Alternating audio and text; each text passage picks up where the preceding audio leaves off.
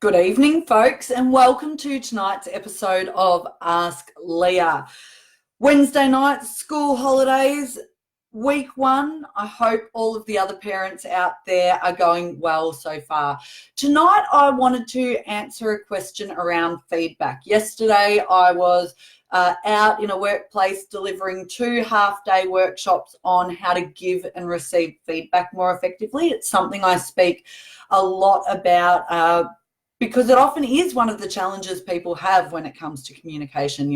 How do I deliver feedback better, and how do I take it on board in a more effective way? So the question that came up yesterday, and it often comes up, is around how do I get people to take my feedback better? Okay, how do I help people, or in some cases the question is, how do I make people take my feedback better?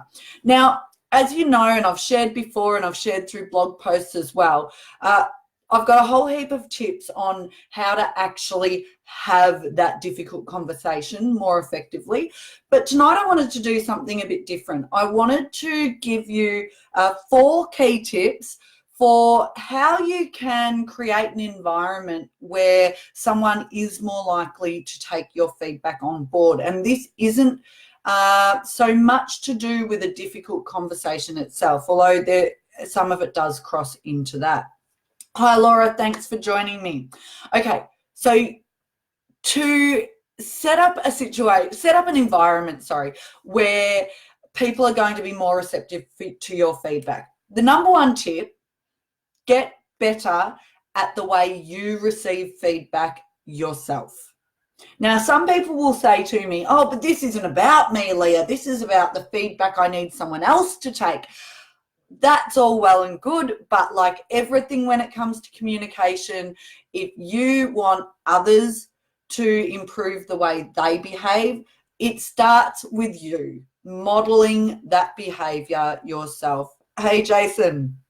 So you need to get better at taking feedback yourself. If you are given feedback by your staff or your colleagues and you immediately put the walls up and get incredibly defensive, it's probably not really a surprise that your staff or your colleagues aren't taking the feedback you dish out well either. So it's that whole thing of, if you can give it, you've got to be able to take it. So it really is about modeling the behavior you want to see. And the best tip for being able to receive feedback more effectively, even if you don't like it, even if you totally disagree with the feedback, is to get curious. Curiosity is such an important muscle to strengthen. If someone's giving me feedback, Leah, I think you're a jerk. Wow, okay, that certainly isn't my intention.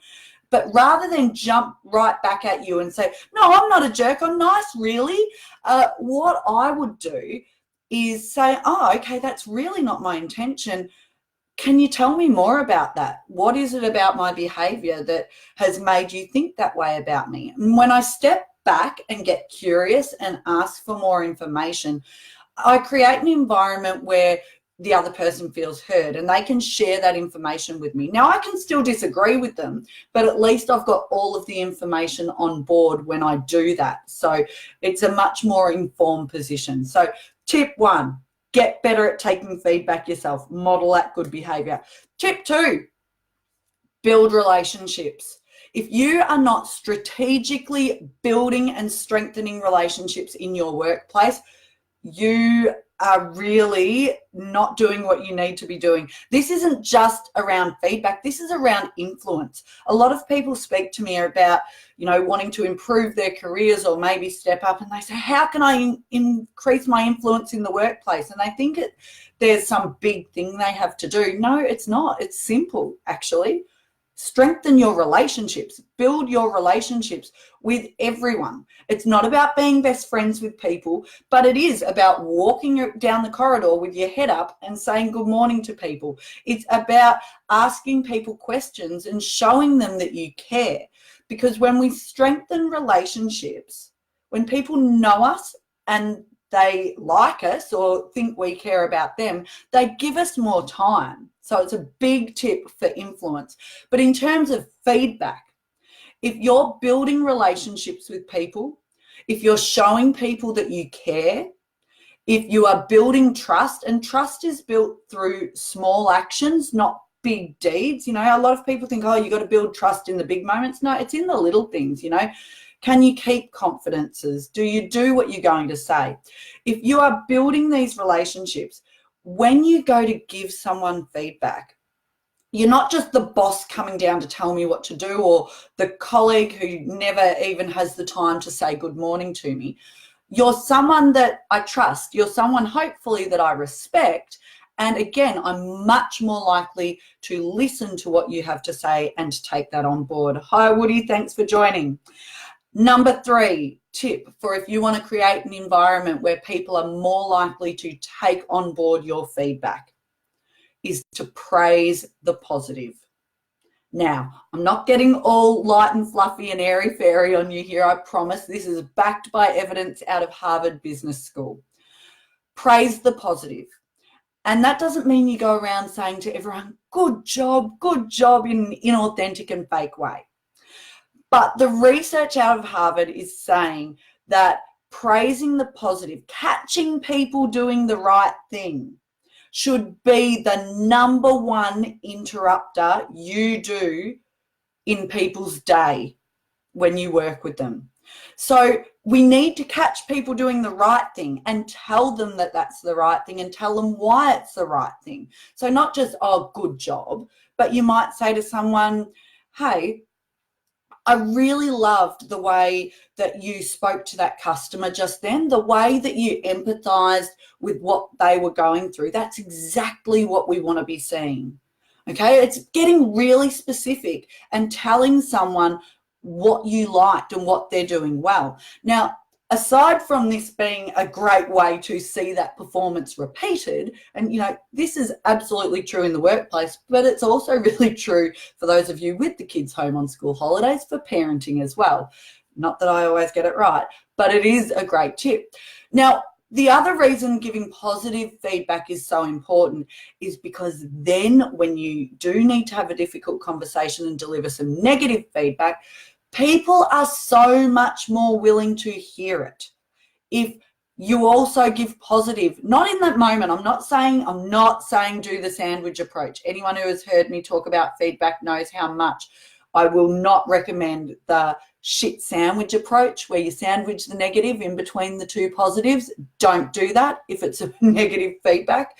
It's really disingenuous and it's not effective. I can talk about that on another episode if you like. But if I'm giving you difficult or negative feedback and, you know, yes, it might be hard to hear, but I've also given you positive at other times as well, then you know that I'm coming from a good place. And that's what feedback should be about. Feedback should always be about helping someone improve. Even when it's feedback about very poor performance and something that's really negative, our emotional regulation is very important, because it should never be about coming in and blaming, accusations, humiliating someone, embarrassing them, tearing them down. It should never be about that. It should always be a conversation, even if it's difficult, to help the other person improve. Okay? Harder to do, I've got to say. It's way easier to go in and blast someone, but much more effective if you can be praising the positive and building those relationships. Hi, Caitlin. Thanks for joining. The 4th tip tonight for creating an environment where feedback is more likely to be received well is to feed forward where you can, rather than giving feedback. Now, let me explain this. Feedback is still very important sometimes and something you have to do. But my question to you is this. If someone makes a mistake in your workplace, are you, or one of your staff, are you likely to run around to them and go with your emotions and say, what the hell were you thinking when you did that? Like, what the hell was that? You did this, and this. It was all wrong. Or the much more effective thing in that situation is to feed forward. And by that, I mean, ask the other person questions that will help them do differently next time. Because here's the thing, if someone stuffed up and made a mistake, they know they made a mistake most of the time. They're already beating themselves up, and you coming in and going, what the hell were you thinking, and laying in on top of them more just makes them feel like rubbish. They shut down and they're not receptive to the feedback.